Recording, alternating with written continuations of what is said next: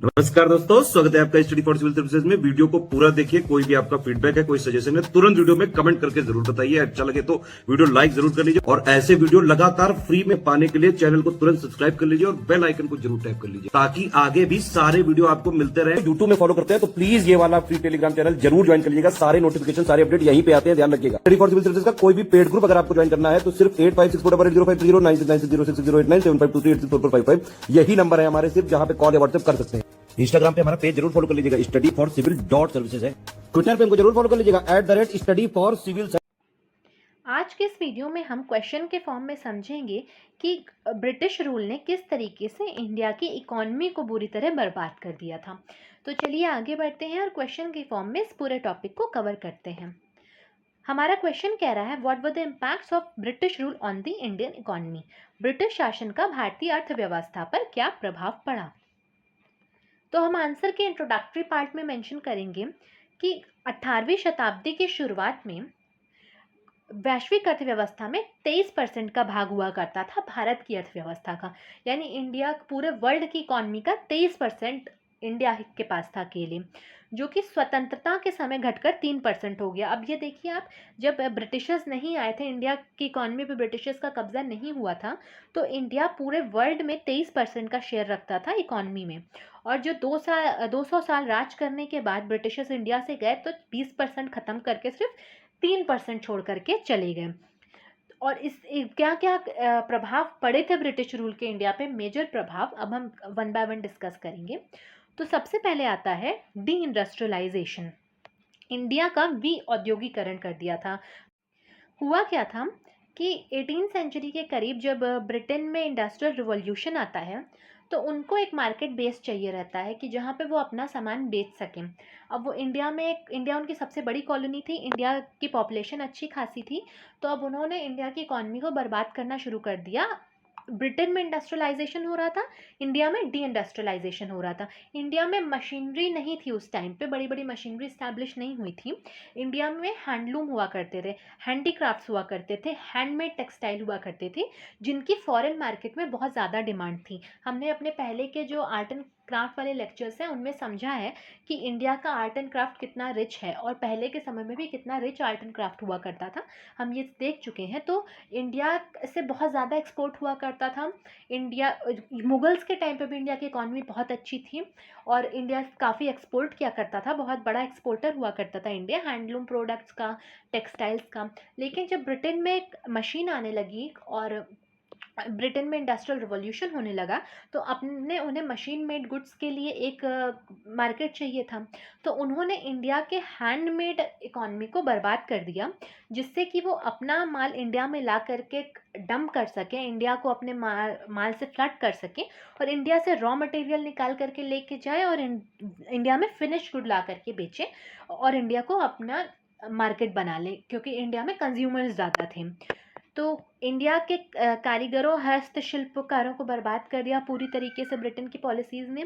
फिर charter act 1813 में यह बात हो गई कि इंडिया में वन वे फ्री ट्रेड कर सकते थे ब्रिटिशर्स। इंडिया में ब्रिटेन का कितना भी सामान है उस पर कोई टैक्स नहीं लगा करता था, फिनिश गुड इंडिया में भरते चले गए और 80% टैरिफ लगाने लगे वो इंडिया से कोई भी सामान अगर ब्रिटेन जाता था। तो अगर कोई भी सामान इंडिया से ब्रिटेन जाएगा तो वो 80% उन्हें टैक्स देना पड़ेगा इंडियंस को, और अगर ब्रिटिशर्स चाहे जितना सामान इंडिया में ला सके उन पे कोई भी टैक्स नहीं था। तो इससे क्या हो गया, इंडिया एक नेट एक्सपोर्टर से नेट इम्पोर्टर बन गया। इंडिया से रॉ मटेरियल बाहर जा रहा था और फिनिश्ड गुड अंदर आ रहा था, और कोई भी मैन्युफैक्चर्ड प्रोडक्ट इंडिया से जाता था बाहर तो उस पर 80% टैरिफ लग जाता था। तो वहाँ फॉरेन की मार्केट में जाके वो सामान जब इतना महंगा हो जाएगा तो उससे कोई खरीदेगा ही नहीं। तो इस वजह से इंडिया इम्पोर्टर छोड़ करके अब एक्सपोर्टर छोड़ करके अब इम्पोर्टर बन चुका था। डी इंडस्ट्रियलाइजेशन से रूरलाइजेशन बढ़ा, गैर औद्योगिकरण के परिणाम स्वरूप ग्रामीणीकरण भी होता चला गया, क्योंकि शहर में जो लेबरर्स हुआ करते, जो कारीगर और हस्तशिल्पकार होते थे, उनका रोजगार चला गया था। अब उनके पास कुछ करने को नहीं था तो वो गांव की तरफ पलायन करते हैं। अब जब वो गांव की तरफ जाते हैं तो अब वहाँ पे लिमिटेड एग्रीकल्चर लैंड है, अब उनके पास एग्रीकल्चर के सिवा और कुछ करने को नहीं था, तो एग्रीकल्चर पे बर्डन पड़ता है। एग्रीकल्चर पे बर्डन पड़ने से पॉवर्टी बढ़ती है, किसान गरीब होते जाते हैं। तो कृषि का अभ्यास करने के लिए गांव चले गए गैर औद्योगिकरण के परिणाम स्वरूप कारीगर, और कृषि पर अधिक बोझ पड़ा, जो कि मौजूद गरीबी में जुड़ गया। मतलब जो पहले से गरीब पेजेंट्स हुआ करते थे, वो इतने सारे टैक्स लिया करती थी इंग्लिश सरकार उनसे कि वो पहले से गरीब थे, और पेजेंट्स आ जाएंगे, लैंड कम हो जाएगा, तो उनकी गरीबी बढ़ेगी, तो किसान गरीब हो गए। दूसरा पॉइंट यही कहता है कि किसानों की गरीबी, तो परमानेंट सेटलमेंट, महलवारी, रैयतवारी जैसे जो टैक्स के सिस्टम आए थे, उन्होंने 3 तरीके का बर्डन डाला किसानों पर। एक गवर्नमेंट का बर्डन, दूसरा ज़मींदारों का बर्डन, तीसरा मनी लेंडर्स का बर्डन। और ये सब मिल करके मेजर कॉज ऑफ सफरिंग बने किसानों के लिए। और इन सब कारणों की वजह से बहुत सारे किसानों को अपनी ज़मीनों से भी हाथ धोना पड़ जाता था। इसके बाद खेती का व्यापारीकरण। तो हम अब तक समझ चुके हैं कि इंग्लिश गवर्नमेंट का, कॉलोनियल गवर्नमेंट का एकमात्र उद्देश्य इंडिया में था अपना कॉमर्शियल प्रॉफिट। उनको इंडियन से कोई मतलब नहीं था, इंडिया के एजुकेशन से, डेवलपमेंट से, किसी तरीके की चीज़ से कोई मतलब नहीं था। उनको बस अपना कॉमर्शियल इंटरेस्ट देखना था। और उन्होंने क्या किया अपने कॉमर्शियल इंटरेस्ट के लिए, कि भारतीय किसानों को मजबूर किया कि वो अपनी ज़मीन पर कॉमर्शियल क्रॉप्स उगाएं। कॉमर्शियल क्रॉप्स उगाने से फर्टिलिटी भी कम हो जाती थी ज़मीन की। इसके अलावा किसानों के पास इतने ज़्यादा उस टाइम पे रिसोर्सेज नहीं थे कि उनकी प्रोडक्टिविटी बहुत ज़्यादा हो। वो इतना ही बनाया करते थे कि एक लिमिटेड अमाउंट ऑफ पॉपुलेशन को वो फीड कर सकें, उसके अलावा वो खुद के लिए थोड़ा बचा सकें। उस टाइम पे इतना ज़्यादा प्रोडक्शन नहीं हुआ करता था। तो जब जो लिमिटेड प्रोडक्शन होता था, उसमें भी उन्होंने कमर्शियल क्रॉप्स जैसे कि तंबाकू है, तिलहन है, कपास, जूट, रबर, नील, गन्ना, इस तरीके की क्रॉप्स उगाने के लिए, व्यापारिक फसल उगाने के लिए किसानों को मजबूर किया। और ये फसलें जाकर के यूरोप के बाज़ार में बेची जाती थीं। तो अब इस एक तो ज़मीन कम हो गई, ऊपर से प्रोडक्शन भी ज़्यादा नहीं था, तो होने लगी खाद्यान्नों की कमी। और फिर रिज़ल्ट हुआ इसका फेमाइन्स, भूखमरी, ये सब इसका रिज़ल्ट हुए। कृषि में ठहराव आ गया था और गिरावट आ गई थी। तो कृषि की गिरावट की वजह थी कमर्शियल क्रॉप्स। उसके अलावा लोगों के पास, किसानों के पास फंड्स नहीं हुआ करते थे कि वो कहाँ से अपनी खेती में जो भी ज़रूरत होती है, उनकी ज़रूरत की चीज़ें हम उसे लाएं। खेतीहरों के पास कृषि में निवेश करने के कोई साधन नहीं थे, पेजेंट्स के पास कोई भी पैसा नहीं था, वो वैसे भी गरीब थे, और वो और इन्वेस्ट कर पाएँ इतना पैसा नहीं था उनके पास। उसके अलावा ज़मींदारों को कृषि में कोई खास दिलचस्पी नहीं थी। ज़मींदार्स को भी बस किसानों से टैक्स लेकर के, अपना शेयर लेकर के दे देते थे अंग्रेज़ी सरकार को, तो किसानों से उनको कोई भी सिंपैथी नहीं हुआ करती थी। इसी के साथ सरकार भी कृषि तकनीकों में कोई भी विकास करने के मूड में नहीं थी, कुछ भी कृषि की तकनीकों में विकास नहीं किए गए। बहुत लंबे समय तक वही पुराने तरीके से कृषि की जाती थी, और कृषि की उत्पादकता एक तो कमर्शियल क्रॉप की वजह से कम होती चली गई, उसके अलावा कृषि में जो भी डेवलपमेंट किए जा सकते थे टेक्नोलॉजी का यूज़ करके, तो किसानों को वो टेक्नोलॉजी भी नहीं प्रोवाइड करी गई। तो कृषि में ठहराव आ गया, और रिजल्ट होता है बहुत सेवियर फेमाइन्स आने लगती हैं फिर। तो यही 5वां पॉइंट कह रहा है अकाल और गरीबी। तो भारत में ब्रिटिश सेना द्वारा फैलाए गए खाद्यान्न की कमी और गरीबी के परिणाम स्वरूप नियमित आवर्ती अकाल आम हो गए थे। तो regular recurring famines became common, resulting in food grain scarcity and poverty unleashed by British forces in India.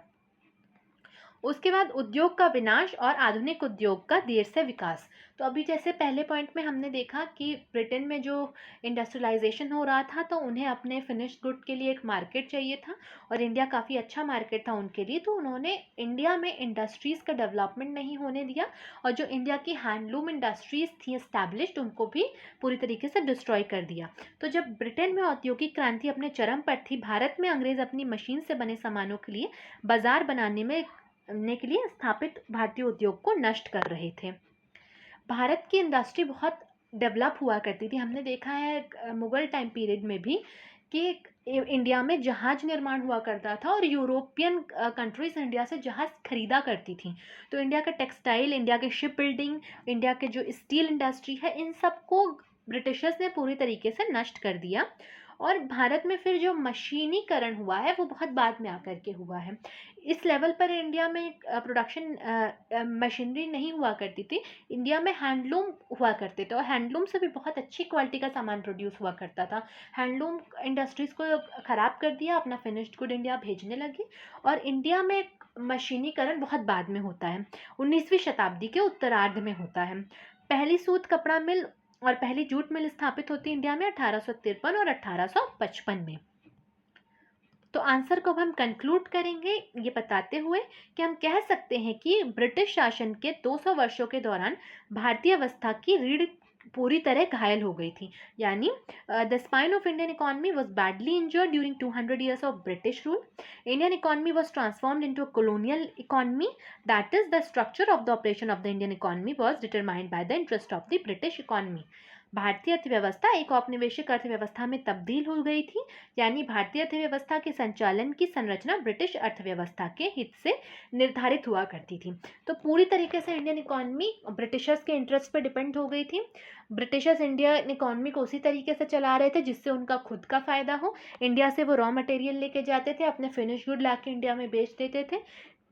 India के लोगों के पास रोज़गार ख़त्म हो गया, पेजेंट्री में बर्डन पड़ने लगा, इंडिया का एग्रीकल्चर तबाह हो गया, भुखमरी इंडिया में आने लगी। लेकिन उनको अपना फ़ायदा देखना था, वो उन्होंने सिर्फ वही किया जो उन्हें कॉमर्शली फ़ायदा पहुंचा सके। तो इसी के साथ हमारा एक ये टॉपिक और कंप्लीट होता है। अगले वीडियो में हम मॉडर्न इंडियन हिस्ट्री का अगला टॉपिक डिस्कस करेंगे। बने रहिएगा चैनल के साथ। मिलते हैं नेक्स्ट वीडियो में। Thank you for watching.